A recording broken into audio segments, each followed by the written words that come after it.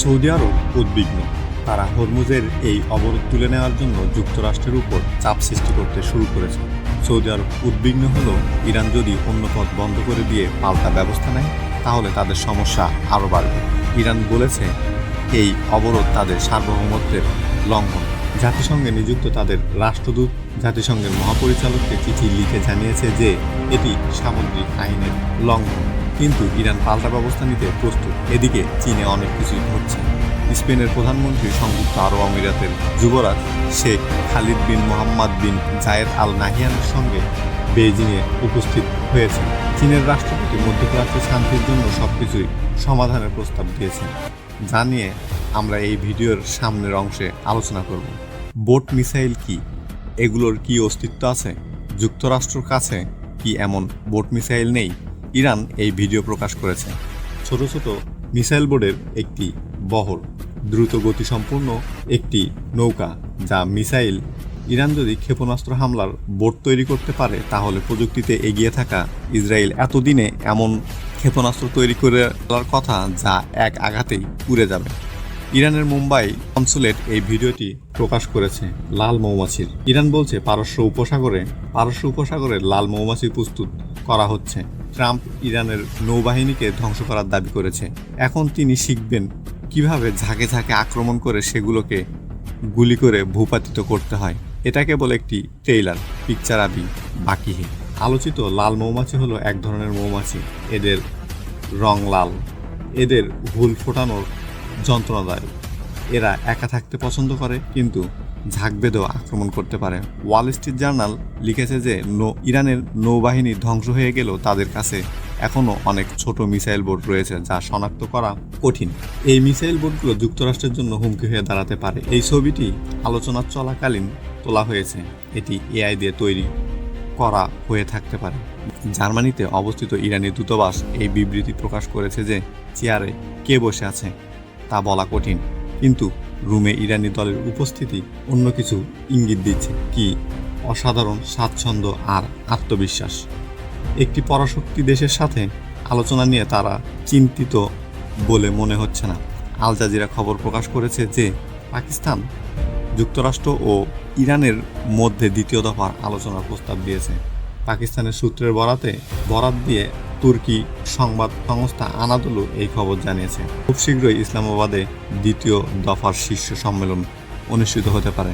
কারা অংশগ্রহণ করবে সে ব্যাপারে কোনো বিস্তারিত এখনও জানা যায়নি।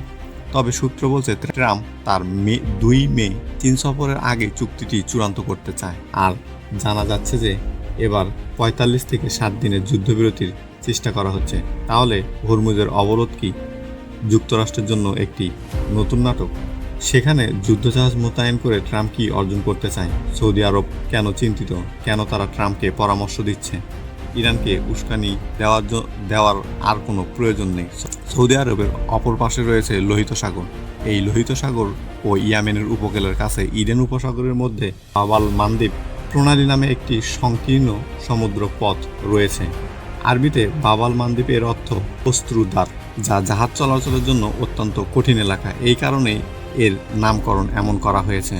যখন হরমুজ থেকে তেল সরবরাহ বন্ধ হয়ে যায় তখন এই পথটি বিকল্প হিসাবে ব্যবহৃত হচ্ছে। যদি বাব আল মানদিব বন্ধ হয়ে যায় তবে তেলের অর্থনীতি এমন আঘাত হবে যা আগে কখনো বিশ্বে ঘটেনি। ইরান বলছে হরমুজ কোনো সোশ্যাল মিডিয়া নয়। কেউ আপনাকে ব্লক করলো, আপনিও ব্লক করবেন। যুক্তরাষ্ট্রের ক্লেরি নামে নারী ঘানায় অবস্থিত ইরানি দূতাবাসের টুইটে জিজ্ঞাসা করেন যুক্তরাষ্ট্র কি মাইন সরিয়ে হরমুজ দখল করে নিয়েছে? আমি ইরান নিয়ে খুব চিন্তিত। দূতাবাস উত্তর দেয়, আরাম করুন ক্লোরি, আপনাদের নৌবাহিনী গতকাল চেষ্টা করেছিল। ইরান ফোন করে যুক্তরাষ্ট্রকে ইউটার্ন নিতে বাধ্য করে। ফোন কলটি শেষ পর্যন্ত পুরো অভিযানের চেয়েও দীর্ঘ হয়ে ওঠে। উবার চালকরাও তাদের ট্রিপ বাতিল হওয়ার আগের এর চেয়ে বেশি লড়াই করে। ইরান কি সত্যি এত চিন্তিত? আমেরিকাকে নিয়ে তাদের কোনো মাথা ব্যথা নেই। আমেরিকা ইরানকে তার শক্তি দেখাতে চায়, কিন্তু ইরান সেদিকে ফিরেও তাকাতে চায় না। গুরুতর দুর্নীতির অভিযোগে বিচারাধীন নেতানিয়াহু যার বিচার যুদ্ধবিরতির অজুহাতে 1 মাসের জন্য স্থগিত করা হয়েছিল, তিনি আমেরিকাকে তার জায়গা দেখিয়ে দিয়েছে। তিনি বলেছে যে ট্রাম্প প্রশাসন তাকে প্রতিদিন যুদ্ধ সম্পর্কে রিপোর্ট করে। ইসলামাবাদে আলোচনা থেকে ফেরার পথে জেডি ভ্যান্স তার বিমান থেকে তাকে ফোন করে। ওই বৈঠকে যা কথা হয় তা সব জানায়।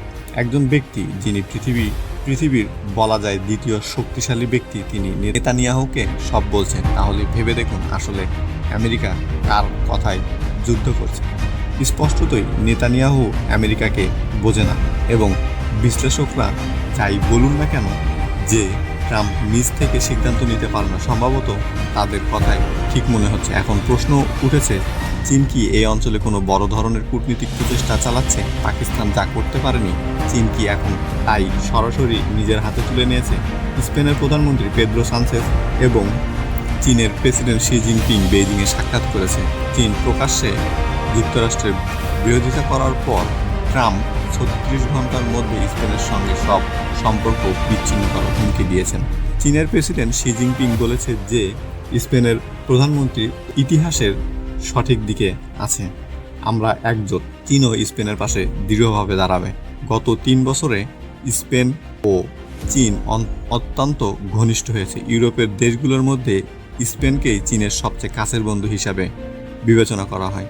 সানচেজের সঙ্গে আলাপ চলার সময় শি বলেন, জঙ্গলের আইকনকে অবশ্যই প্রতিহত করা হবে। এটি অর্জনের জন্য স্পেন ও চীনের একসঙ্গে কাজ করা উচিত। বিশ্বে আস্থা তৈরি ও আইন প্রয়োগের নিশ্চিত করতে আরও ভালো সংলাপ প্রয়োজন। আমাদের অবশ্যই একসঙ্গে বহুকেন্দ্রিক ব্যবস্থা রক্ষা করতে হবে এবং বিশ্ব শান্তি ও উন্নয়নের জন্য কাজ করতে হবে। সংযুক্ত আরব আমিরাতের যুবরাজ শেখ খালিদ বিন মোহাম্মদ বিন জায়েদ আল নাহিয়ানও বেইজিংয়ে উপস্থিত ছিলেন। শি জিনপিং ও যুবরাজের মধ্যে একটি বৈঠক অনুষ্ঠিত হয়। এটাও সম্ভবত যে উপসাগরীয় দেশগুলো চীনের দিকে ঝুঁকতে শুরু করতে পারে। শি জিনপিং আবুধাবির যুবরাজের কাছে 4টি প্রস্তাব দেন। তিনি বলেন, শান্তিতে একসঙ্গে বসবাসের নীতি অবশ্যই বাস্তবায়ন করতে হবে, জাতীয় সার্বভৌমত্বের নীতি অবশ্যই সুসম্মত রাখতে হবে, আন্তর্জাতিক আইনে নিয়মকানুন অবশ্যই অনুসরণ করতে হবে, উন্নয়ন ও প্রতিরক্ষার বিষয়ে যৌথভাবে কাজ করতে হবে। চীন স্পষ্ট করে দিয়েছে যে ইরান থেকে তেল নিয়ে তাদের জাহাজগুলো হরমুজ প্রণালীতে চলাচল অব্যাহত রাখবে। এর পথে কেউ যেন বাধা না দেয়। চীনা জাহাজগুলো চলাচল করছে এমন খবরও রয়েছে। চীন ইরানে অস্ত্র চালান পাঠাতে প্রস্তুতি নিচ্ছে। মার্কিন গোয়েন্দা সংস্থার মতে পরিচয় গোপন করে অস্ত্রগুলো কোনো তৃতীয় দেশের মাধ্যমে পাঠানো হতে পারে। তাই মার্কিন গোয়েন্দা সংস্থাগুলো চীনের উপর কড়া নজর রাখছে। ইরানের সর্বোচ্চ নেতা মোস্তফা খামেনির উপদেষ্টা এবং প্রাক্তন পররাষ্ট্রমন্ত্রী আলী ভেলায়াতি বলেছে যে হরমুজ ইরানের এবং এটি ইরানের কড়া হাতের নিয়ন্ত্রণে রয়েছে। মনে হচ্ছে হরমুজ নিয়ন্ত্রণের জন্য ইরান একটি দীর্ঘ লড়াইয়ের প্রস্তুতি নিচ্ছে। তারা সব দিক থেকেই এটি স্পষ্ট করে দিয়েছে। এখন যুক্তরাষ্ট্র সিদ্ধান্ত নিতে হবে যে তারা আরও যুদ্ধ চায় কিনা।